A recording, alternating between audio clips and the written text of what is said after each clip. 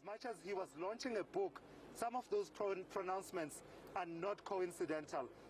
Such coincidences are very rare if they happen in politics. So there's that element playing itself out at the moment. But also remember, the ANC Secretary General ended up not being the one to represent the ANC a few weeks ago. It ended up being Gwede Mantashe, who is the national chairperson. Some will say that was because he was Secretary General at the relevant times that are subject to this Commission of Inquiry, in that the Secretary General office directs the activities of the ANC in various sites of power, including Parliament, and holding the executive to account. Others will say, well, this is interesting. We ended up not getting the moment to have Ace Magashule in his capacity as ANC Secretary General, but we ended up with Gwede Mantashe. Read into that what you may, but you are absolutely right. There are organizational dynamics that are at play, at least in the background. And I think also, you know, just looking at the rock and the hard place that Cyril Ramaphosa will find himself into, Les, I mean, to be asked the question, how much did you know, what did you do about it? If he came out and said, listen, there was very little I can do or I could do, or even now as president, very little. Or on the other hand, people saying, but you had the power to do something and you didn't. So it makes you question, who is Cyril Ramaphosa in the ANC if he had the power but actually couldn't do anything about it? Who stopped him? What stopped him? It will be difficult for him to plead ignorance of some of the wrongdoing and malfeasance that has happened over the years, especially once he was ANC Deputy President as well as Deputy President of the Republic. One can't imagine a situation where the likes of Pravin Gordhan, who had and continues to have strong feelings about what was going on during the Zuma years, didn't have conversations, side conversations at the very least, with the then Deputy President to say, are you seeing what I'm seeing? X, Y, and Z has happened around this matter. The likes of Mcebisi Jonas, I'm not saying that, you know, I'm privy to their conversations. I'm just saying that I can't imagine a situation where comrades who share a view about the direction that the party and the country is going didn't compare notes and didn't speak to one another. It then raises the question of collective responsibility. You remember that phrase from 2016, how former President Jacob Zuma and former Deputy President Cyril Ramaphosa dabbed their way to a terrible election performance in the local government elections in 2016.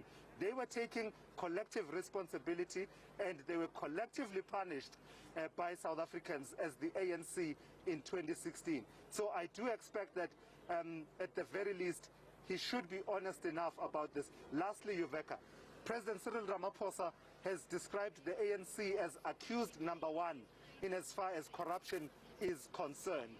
How much does he then own up to his actions or inactions in getting the ANC to that point of being accused number one on corruption in South Africa? All right, Thulas, we'll leave it there for now. And of course, this is riveting stuff. And of course, you breaking it down for us, helping us all understand.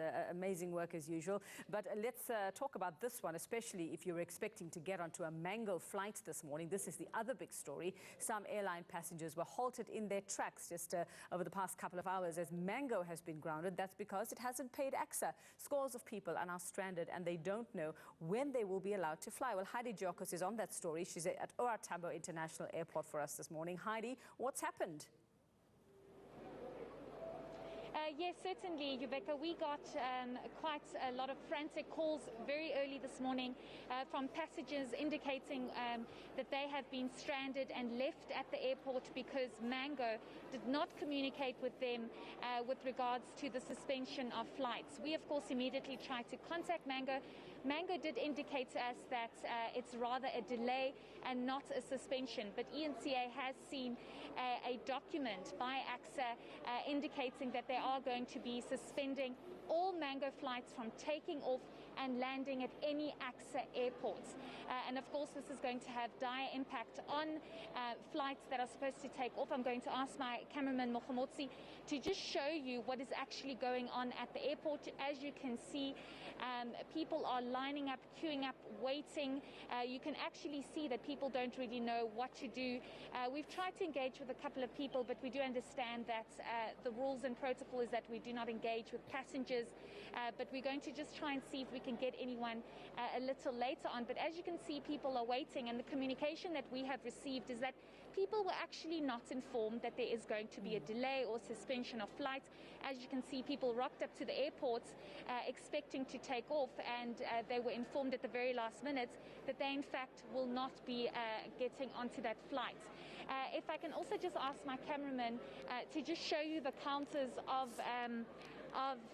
the airport, actually, of Mango. It's completely empty. You cannot see any Mango staff operating, and we do know, of course, that this is all due to non-payment, Rebecca. We know that AXA and other creditors did issue a warning last week already to say, if you do not pay us by the 1st of May, then we will not allow you to continue flying. Of course, this has come sooner than expected.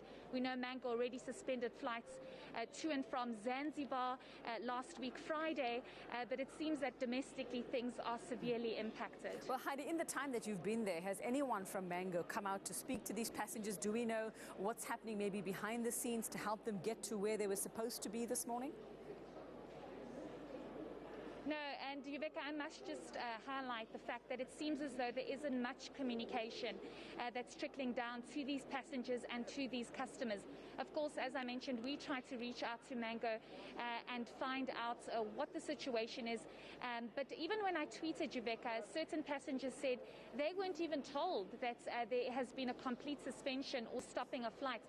They were told that flights will only be delayed. So I'm not entirely sure what contingency plans have been put in place for passengers if they've been rebooked on other flights.